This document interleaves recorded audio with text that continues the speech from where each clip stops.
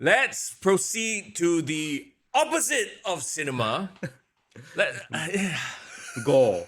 Go fest. grindhouse. Grindhouse. Here's the thing. Like, okay, I've said this before so many times too, right? Mm. I enjoy watching horror movie. I know what I'm getting into and what the point of it is. Mm. And even the goriest stuff, even the most depraved, weird shit, if it's surrounded by a dog shit story, it's gonna be like, okay, whatever. You're just doing it for the sake of doing it. Okay, I was trying to think of how to even talk about this match because I actually went and watched this match. I wanted to give context. I didn't want to judge it based on that spot. You watch it on Alone. YouTube? No, yeah. I didn't want to be unfair to it, you know. Yep. I mean, we're all objective reviewers here, right? Hashtag oh no. Well, of course, just to put the context, we're talking about John Moxley versus Adam Copeland, hardcore match for the AEW World Heavyweight Championship, right? Yes, correct. Yes. And we also had to give context the fact that this started off the show, right? Yes, So yes. It wasn't at the end, interestingly enough. correct. So like I guess they really wanted to start with a world title match. Wanted it to be hot. And a lot of people again. Hey, but hang on. I don't think it Yes. was the first match though. It was like the second or third match. Oh, was it the 9 p.m. match? Yes, so it was like it's to get the 9 o'clock audience lah. Exactly. You know what I mean? So it wasn't the first. I skipped the first few matches. It was some rubbish. Yeah, the main event was a women's match for the #1 contendership for Tony Storm's title, I believe. Okay. But again, I didn't watch it. We're not Yep. here to talk about that. The context of the match I wanted to say also. Yeah. This was Adam Copeland's like rematch, probably his last chance to win the title, and a lot of people were shitting on the Revolution match, the main event, right? Do you think they did this to sort of quell that talk, to distract from the fact that people were shitting on their Revolution match? Yes, and also I don't know whether it's counter programming John Cena. Maybe Oh. they wanted to take away a bit of the attention, but actually, right, minus that spot, I thought there was an intensity and an urgency to this match that made me enjoy this match way more than the Revolution match. I was about to say that. I like this more. I like this match more than the Revolution match. Now I don't know if it's because, you know, once again, the viewing. You got to view each show in its own little capsule, right? Because Revolution had like blood and cage and just ridiculous shit, like too much of a car crash already. That match felt neutered. In this case, it was the one blood horror like match versus a card of regular matches. So it stood out. You know what I mean? Imagine that. Wow. Okay. Did well. Yeah. I hated the ending. Again. It was just another. How many times have we seen all his friends come out, the entire all the Death Riders, and then you had the good guys come out, FTR came out. It was just it became a clusterfuck. And then Christians people came out. You know, it was like It was Timu Endgame bloodline lah. That was what I thought as well. I was like, are they trying to replicate that moment but with a bunch of job guys? Yeah. I wouldn't focus on the match, and my issues with the match was the fact that yes, they tease having this bloody spike be played into the context of the match, but if they wanted to build that up into the moment of the show, which they tried to, I didn't think they executed that well because after that went down, there was so many other things that kept on happening, right? I guarantee you, bro, they didn't plan that spot as a like high point. You know how WWE, you can tell, like certain matches, let's not even say WWE, certain matches, they build towards the high point. I don't think they planned that as a high point, which is an effed up thing. Yeah. I wouldn't be surprised if Mox called that on the fly. Oh man, that would be tough. Yeah. That's his CZW coming out, okay? Like I'm okay, and let's talk about that very moment, right? It to me is a car crash moment. If you like that kind of stuff, this is the stuff you'll like and you'll watch it and you'll be like, oh my god, Mox is tough. Watching it, I felt uncomfortable. I felt like it was an unnecessary risk. It was absolutely because to your point, immediately after that, you have all this other shebang happening, everybody interfering. You have what's it, Cash? Was it Dex? like teasing a turn on Cope. Yeah. It was That that, you're I believe. so Yeah. like that turn, that tease, people, nobody talked about it. I didn't even hear a peep about it on social media because everyone's talking about the spike. So you've completely like counteracted your own programming by doing too many things to a point where like nobody cares about anything. They just care about Yeah. the spike, you know? Yeah, and the tough Spot. thing to me was like, again, why did you not build up this moment? And I'm not Yeah. even talking about throughout the match, right? Yep. If Cope had kind of threatened to like, I'm gonna Yeah. skewer you, like weeks Yeah. and weeks of him threatening, and then he finally delivered on that Yep. during this match, I could see like, oh, it's justified. Like, oh my god, this is gonna happen. You know what I mean? Even in the match itself, there wasn't a struggle of I'm going to suplex you. No, I block. You suplex me, you block. You know, there was none of that. It was literally Yeah. he hit him in the stomach once. You know, those fake shots, like whatever. Like, okay, like, fine. It works in the context of a hardcore match, but it felt like the thing is on the floor. Let's just suplex you on it. Huh? Yeah. And it was gnarly. That thing was stuck into his back. He was bleeding. From like at the end of the day, Wow. right? It's like it's like that friend. You keep telling them not to do the same mistake, but then they keep going and doing it. And at some point, it's like you just have to be like, I can't watch it anymore. I don't want to be a part of you destroying yourself anymore. And that's where I am with Mox. Like I don't even want to watch his matches because it's like I know he's gonna do some stupid shit. And he's not going to take any advice from anybody, clearly, right? Yeah. So you do you. The people who like you will like you. The people who enable people who like this shit, they are enabling John Moxley. And if he gets injured, life-threatening style injury, then it's on you. I'm like, no, I cannot really. So I know the discourse a lot on John Moxley, but I'm disappointed in Adam Copeland and Edge. Yes, Right? as the veteran, as the guy who should know better, Yeah, right? he should have done a CM Punk and said no broken glass. Why? Why you do that? Yeah, like this is spikes, and even if they dull the spikes, still it's spikes. It's walao, Bro, you like, are being impaled to death. You know, like what? Okay, imagine there's the spikes. I know it's like a bunch of it, so maybe it's spread out. But imagine a lone spike like that Yeah. tall. If you go through it, you're dead, right? Wouldn't you like pierce through like nervous system, spine? your spinal, heart? whatever. He's taking unnecessary risks. Like his wife, like Renee Moxley. Like God, tell him to like stop. Yeah. And for what? For an audience that's less than NXT. 3,000. I'm like, oh my God. Okay. I'm like, Was it the most glorious thing you've seen in pro wrestling? Has there been anything more violent? I don't think so. ECW, maybe CZW, probably, but I don't consider that wrestling. I consider that just a bunch of people cosplaying.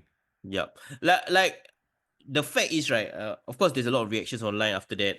And you have hardcore legends like Tommy Dreamer saying that he squirmed. You know what I mean? You had I saw Stevie Richards reacting to that moment. Stevie Richards, of course, ECW alumni, was like, oh, why? Why would you do that? Like he was physically queasing. Like you have all these hardcore legends, right, who's saying like, bro, that's too much. And it's not in the wow, you are tough, respect that for going through that. None of them were like, I mean, we all acknowledge that, John Moxley is tough for doing that, but like his stupidity overshadows the toughness.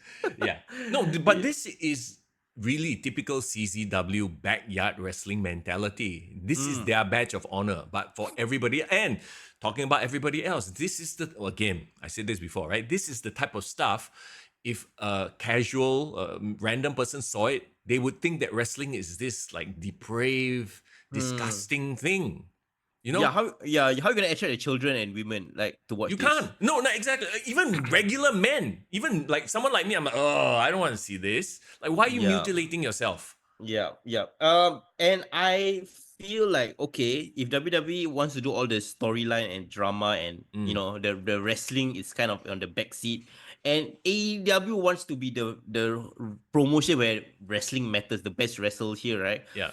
Like that so-called strategy, or like what did you call it, like calling card, if you want that to be part of your promotion, I think that's fine.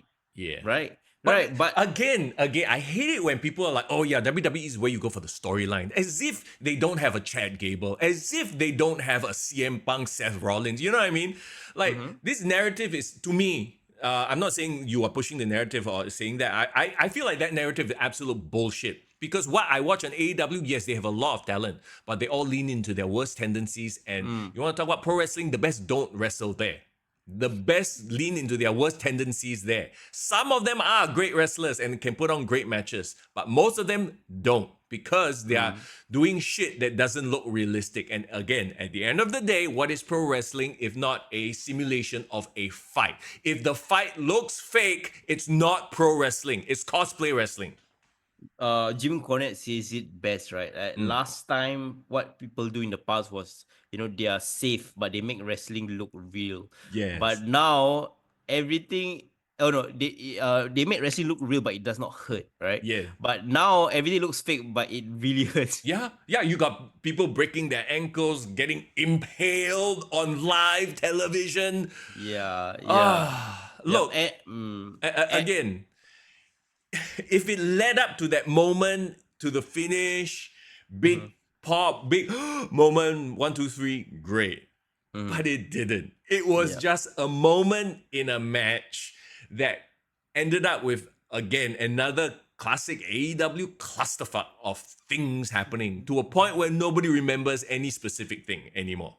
Would you say even the AEW fans are sick of John Moxley at this point? Oh in time? yeah, for sure. Absolutely. It's not just people outside, No, who's watching no. it. Like people who watch AEW and support the brand, regularly watch the Yeah. TV shows. I think they are like, you know what, let's just kill this Death Rider storyline right now. Let's move on from it, bro. I mean, even the Hurt Syndicate and MJF thing that they're teasing, I'm interested in that. But now that they are teasing that they might be going against the Death Riders, I'm like, I mean, if nothing else, you can get Bobby Lashley and Shelton Benjamin to make sure they wrestle properly. Because I don't think somebody like those two would agree to like, let's do a death match spot, right? Hey, So, I don't know, bro. At this point, I don't know. John Moxley might be like the most persuasive, like silver-tongued bastard there is there. He's convincing all these people to do all this crazy shit. Someone should just take him out for good. And I'm not saying it like somebody maybe he should do like stipulation where like loser leaves the promotion or like like 2K25 like freaking cascade match. If you lose the cascade match, you have to leave the promotion or leave the brand. I think he just needs to go away for a while. And this is like Chris Jericho level of like, oh, you need to take a break, right? Yeah. Well, I don't even know what Chris Jericho is doing these days. Isn't he like ROH champion? Yeah, he's basically doing a Chad Gable angle where he's like wrestling all the luchadors God. Okay. Better than Learning Tree lah. I mean, it's an improvement, but still. Yeah. Still, let's not go there. Yeah. I only watched it because of that spot. After watching it, I wouldn't come back to watch again. Interestingly enough, AEW has a Dynasty pay-per-view before WrestleMania. So we are literally seeing two pay-per-views, AEW pay-per-views before another WWE show. You might be seeing, I'm not seeing. I gave Revolution a chance. I'm like, okay, yeah, it's the same old shit. Nothing has changed. Yeah. Here's the thing, right? They are trying to book multiple shows ahead of time, which I would say, okay, fine, good. You're finally doing some long-term booking because, like, things that's looking past Dynasty towards All In with Will Ospreay and all that. My issue is with John Moxley and Swerve. I don't remember seeing this match before. I think when Swerve was champion, he didn't come across John Moxley. But we also talked about Swerve in the past being somebody who doesn't mind doing all this deathmatch nonsense. Remember with Hangman? Yeah, drinking blood lah, like taking bumps on cinder blocks. I do not look forward. That match will probably be a CZW match. It will be full on, like So the worst tendencies of both people are potentially gonna be on display. So that's the thing that I don't really care for. Bro, I just hope that they don't actually permanently hurt themselves. At this point, like I said, with them, especially that group of wrestlers, I'm like, I'm not gonna watch your stuff because I don't want to see you get hurt. Yeah. Where does Adam Copeland go from here? Oh wait. No, he's going to feud with the freaking Christian again, what? We know, and I don't care about that anymore. We've seen that. We've had, you know what? Their last, they had a DQ match or something where remember Adam Copeland spiked his bat up his nuts or something. Yeah. Like even then, I thought that kind of ended the feud. Like that should have been a feud ender. He needs to start putting people over. That's what he needs to be doing. Yeah, And I don't mean Nick Wayne. No, maybe he's going to put over Dax. Or was it? I always get those two max. The Botra fella is who? Dex Dax. Harwood. Okay, Dax is the one who's like. Why did he look pissed off and want to turn? I have no idea. I haven't watched AEW enough to understand that storyline. Yeah, like I didn't get it too at the end there because I was probably still in shock from that horrible impalement. But yeah, him. I don't know lah. Yeah, and then They need to be refreshed lah. FTR for didn't sure. they in the course of this feud also tease Wheeler Yuta turning again? I don't care. Bro, Wheeler Yuta supposed to turn like one year ago, bro. He got and then he turned back and then he turned back like oh my he's anyway. Hashtag oh no segment is over. Okay, we are done. I think one thing AEW needs to do is push the right people. I feel like you have people like Wheeler Yuta and Nick Wayne that you're pushing when you could be pushing Will Hobbs. You could be pushing, a lot of talented people. I would even say Buddy Matthews, Buddy Murphy needs that push. Brody King. Yeah. Like you know what? The House of Bro. Hell, get them some rub over there. Again, it's that friend who just will not listen, so we just leave them alone. Okay, this is nothing new that we are talking about here at this point. Is there anything in AEW that piqued your interest? Because I know you mentioned MJF and the Hurt Syndicate. That piqued my interest as well. You know what? I would say one thing nice about one of the women in the show, right? Okay. Bro, Megan Bain, just from a physical standpoint, yes, she does look like more China than a lot of people we've seen in a long time. Did she win the main event? Is she going up against Tony? Storm. Yes. She's gonna be the next contender. Again, they are bringing women that are interesting. Yeah.